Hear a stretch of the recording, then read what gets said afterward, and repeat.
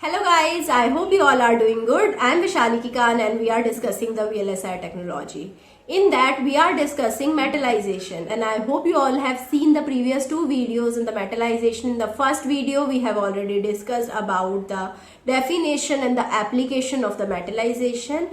In the previous video also we have discussed about the conducting thin films where we have manufactured the conducting thin films with the help of the polysilicon, the silicides and the aluminium. In the last video itself, we have discussed about the various limitations if I am using aluminium for the formation of the conducting thin films. Okay, I have discussed about the limitation of all of them. I have discussed that if I am using the polysilicon, there will be resistivity problem. Okay, plus it is not self-aligned. Okay, if I am using silicide, it is self-aligned, but there also we have the resistivity problem. Now if I am using the aluminium, there would be problem of junction spike and the electromigration. And to avoid that, I already told you that I can use the aluminium silicon alloy to avoid the junction spike problem, and I can use the aluminium copper alloy to avoid the electromigration problem. Okay, so now today we are going to understand the various other materials that we can use for the conducting thin film formation. So first of all, we are going to discuss about the titanium. So we have various application of the titanium, like we can use it for the silicide formation. We have titanium silicides.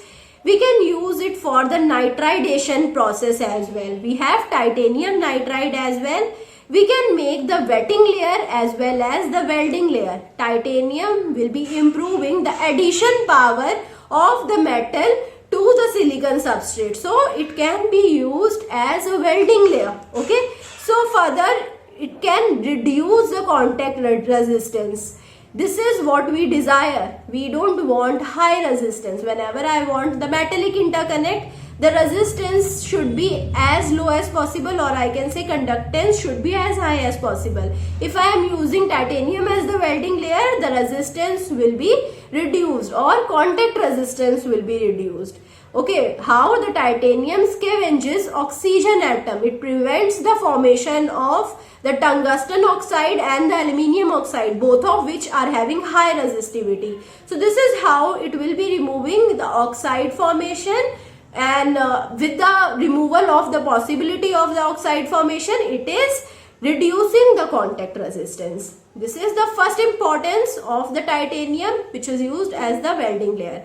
I can use the titanium with titanium nitride also, so it will be avoiding the diffusion also. So it will be used as a diffusion barrier layer. It prevents the tungsten from diffusing into the substrate. Tungsten can also react with the substrate and it can form the tungsten silicides. I have to avoid this possibility, and for that I can use the titanium nitride as the barrier layer. So you can see here I have used the titanium, and here you can see I have used it as the barrier layer or the welding layer. Okay, so here you have seen that we have the titanium silicide formation. How we can make the titanium silicide? You can refer the previous video where I have already discussed about the titanium silicide formation. So now coming to the some facts about the titanium. Its symbol is Ti, atomic number 22. Atomic weight is 47.86, discovered by William Jogor and discovered at England in 1791. You can see the origin of name, density of solid, molar volume, velocity of sound, hardness, electrical resistivity, melting point, boiling point, thermal conductivity. You can see the thermal conductivity, which is a very important phenomena for the metallic interconnect formation.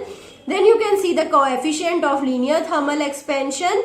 You can see the wet etchants, which is hydrogen peroxide and the sulfuric acid. The dry etchants are chlorine and NF3.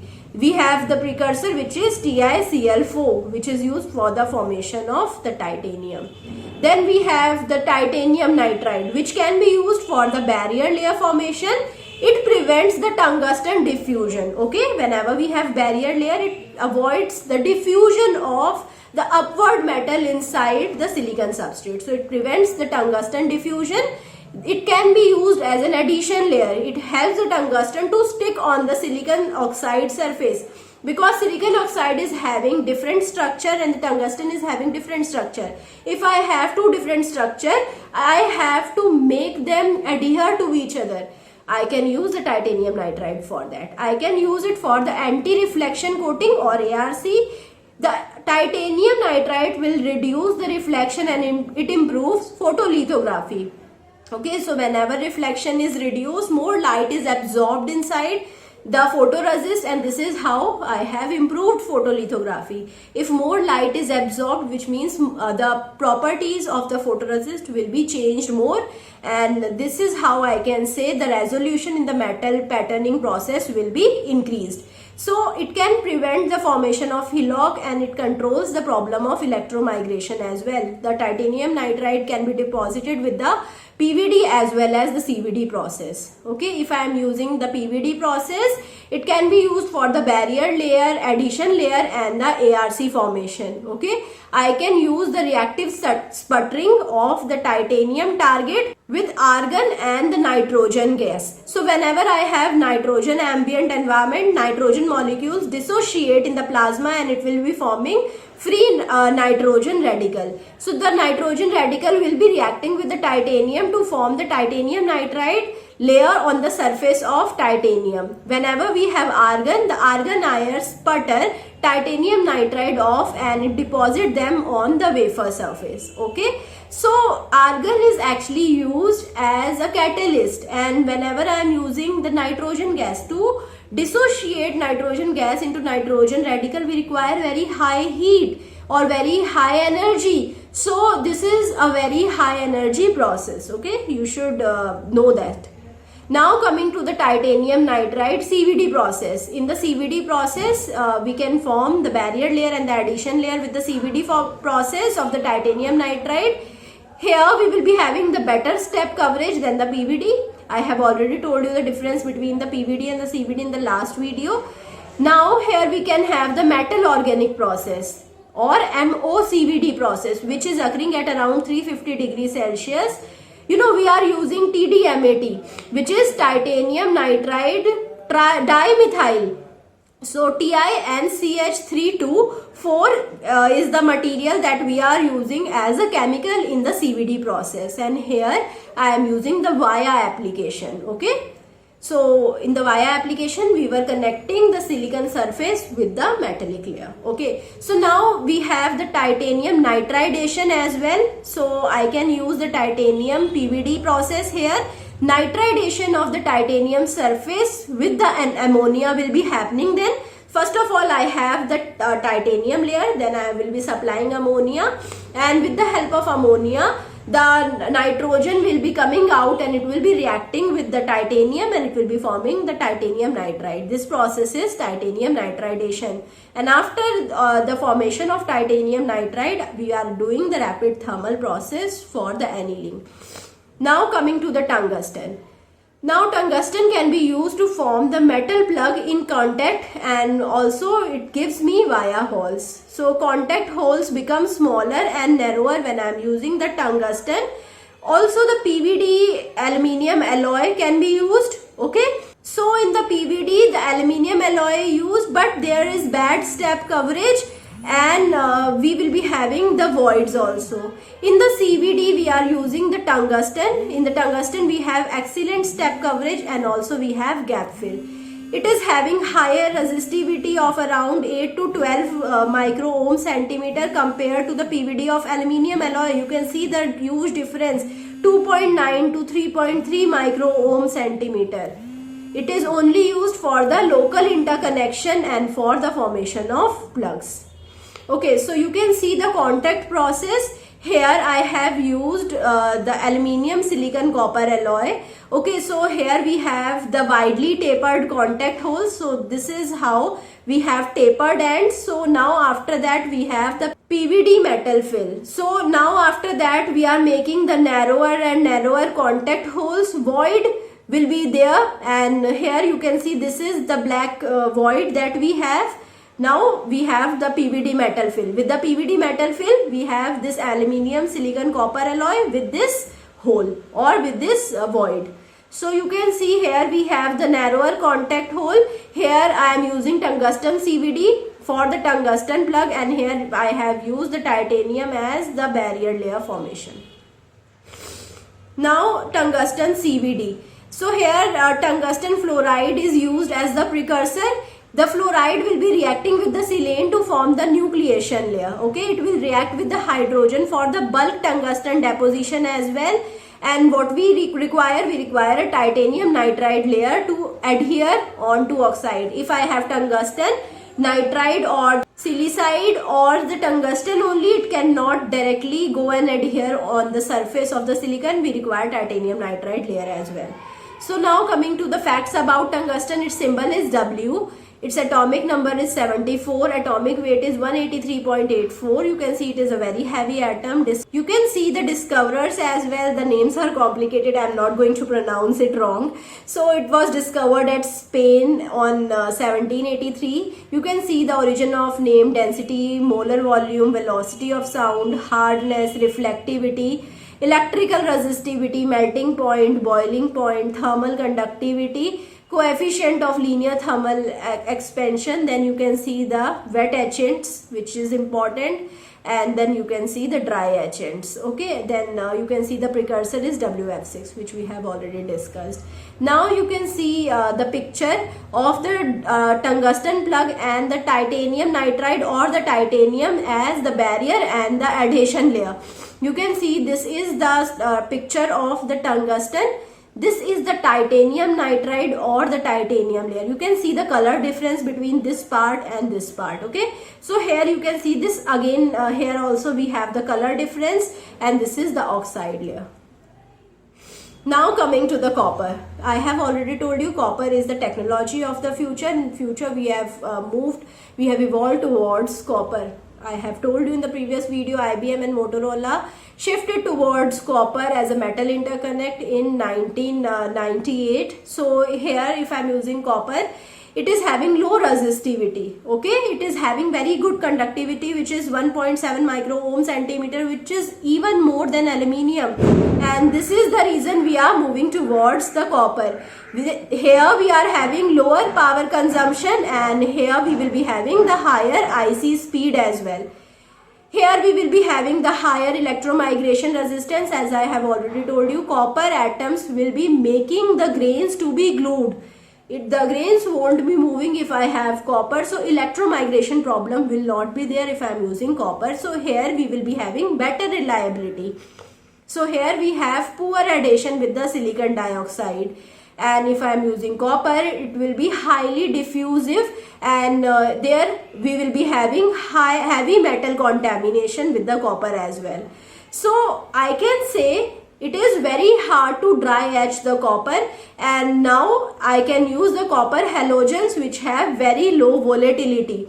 So whenever I am using copper halogens, so I am using it to avoid this limitation of high dry etching energy that is required. So now coming to the copper deposition, I can use the physical vapor deposition or I can use the chemical vapor deposition. If I am using physical vapor deposition, I am using it for the seed layer formation. The chemical vapor deposition would be used for the formation of bulk layer formation. Thermal annealing after the bulk copper deposition will be used, which will be increasing the grain size, which means it will be reducing the electromigration problem, plus it will be improving the conductivity. Now coming to the some fact about copper. So symbol it's Cu, atomic number is 29, atomic weight is 63.54. Its discoverer we don't know, because it's known since the ancient times, long before any written history was there. You can see the origin of name, which was origin from the Latin word Cuprum, which means the island of Cyprus. Okay, so you can see the density, molar volume, velocity of sound, hardness, reflectivity, electrical resistivity, melting point. You can see it is having higher melting point, 1084 in comparison to aluminium, which is also a very good advantage over aluminium. Now boiling point also is very high, thermal conductivity is very high, coefficient of linear thermal expansion. Now etchants are HNO4, HCl and sulfuric acid. Dry etchants are chlorine and it requires low pressure and high temperature. Okay, so now you can see that we are moving towards the tantalum. Tantalum is used as a barrier layer for the prevention of the copper diffusion. So whenever I am using copper, I will be using the tantalum as the barrier layer, and I will be using the tantalum with the sputtering deposition. So some facts about tantalum. Its symbol is Ta, atomic number 73, atomic weight 180.94. Discoverer is Anders Ekberg, discovered at Sweden in 1802. You can see the origin of name, density of solid, molar volume, velocity of sound, hardness, reflectivity, electrical resistivity, melting point, boiling point, thermal conductivity and thermal expansion. Now coming to the cobalt. Why cobalt is used? For the silicide formation. It is deposited with the sputtering process. Now coming to cobalt silicide. Whenever I am using cobalt silicide, it is having the grain size which is around 0.2 micrometer. It cannot be used for the 0.18 mm gate. So because it is having grain size which is bigger than the size of the gate, so I cannot use the cobalt silicide for the 0.18 mm gate. Whenever we have the silicide formation, because it is also self-aligned and it will be having higher conductivity than the polysilicon. So now this is the reason we are using the cobalt silicide, and I have already discussed about the silicide formation process. You can refer the previous video for the titanium silicide process. Now coming to the cobalt silicide process. First of all, we are having the pre-deposition with the argon sputtering cleaning. So I am using argon ions for the cleaning purposes. Cobalt sputtering deposition will be there after that. First of all, after the cobalt is deposited on the wafer, I will be doing the annealing process. So annealing process is done at a higher temperature, and in the same process cobalt will be reacting with the silicon to form the silicide. After that I will be stripping off the unreacted cobalt, and then after that I will be doing the second annealing at the 700 degrees Celsius. So here you can see I have formed the silicide CoSi2.